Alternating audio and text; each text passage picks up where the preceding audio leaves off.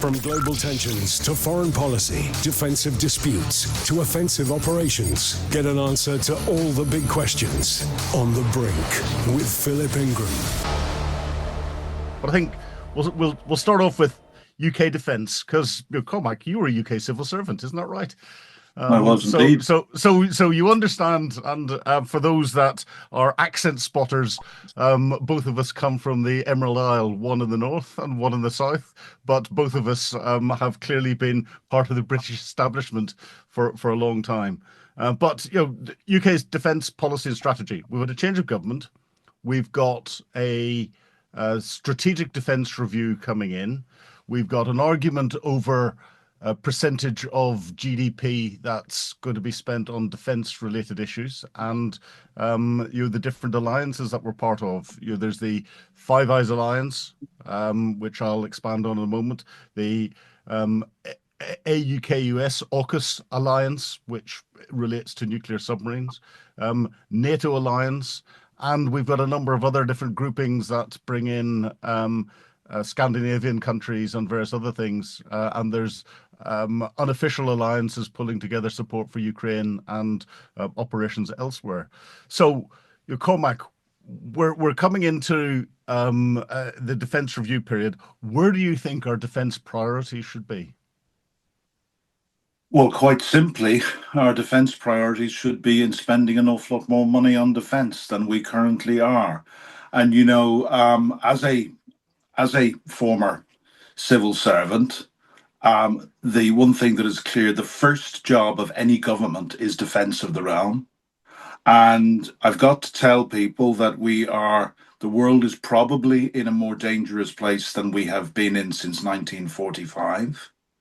And I would quote Sir Roland Walker, who is the current head of the British Army, who said only about 6 weeks ago, he said, the British Army is not ready to fight. And if we're not ready to fight, we are not ready to deter. So we currently have, well, let's go back to the last government, the last Tory government. And let's put aside any domestic issues. But as an Irishman, as you said, I was hugely proud of the role that Britain played leading the charge in support of Ukraine since 2022.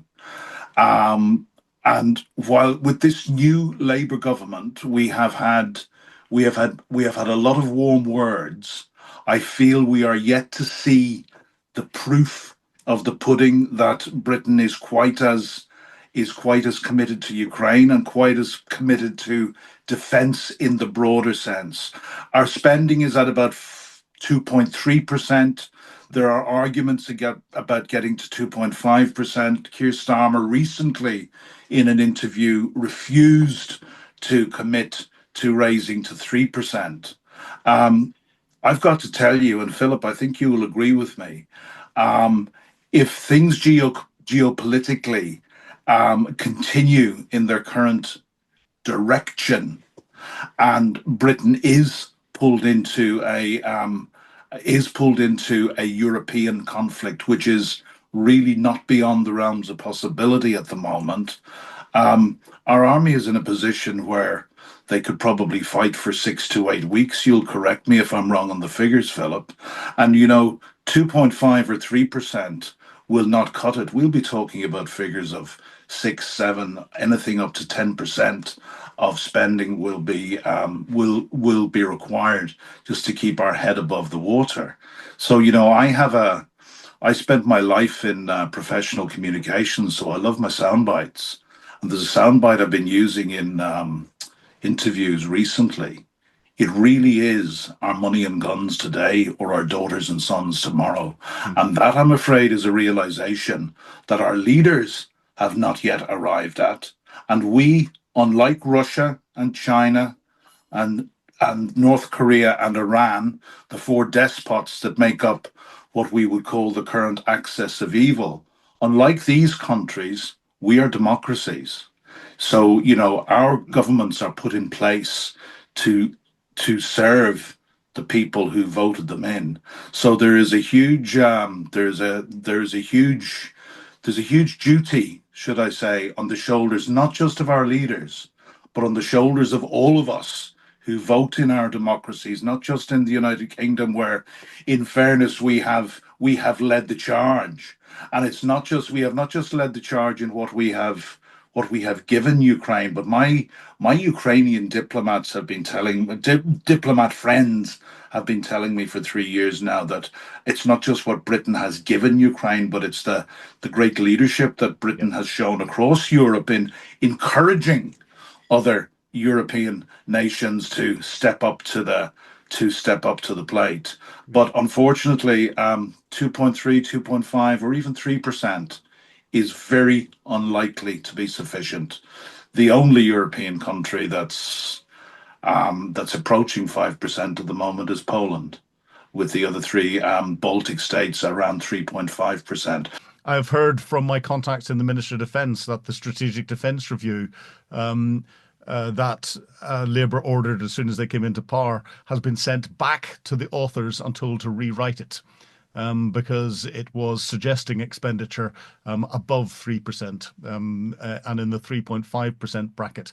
And it's been sent back and they've been told no, that is not the answer. And therefore that concerns me if we're getting a review that is not telling us what we need to do linked to what our position is politically, what our political objectives are, and what the threat is around the world. If we're having constraints put on it, that's a problem. And of course, when the new government came in, there was a 2 to 2.5% cut in your expenditure across all departments, including defence. So that's impacted training. That's impacted money that's being spent today. So buying ammunition today, because it's today's money, has been cut by 2.5%.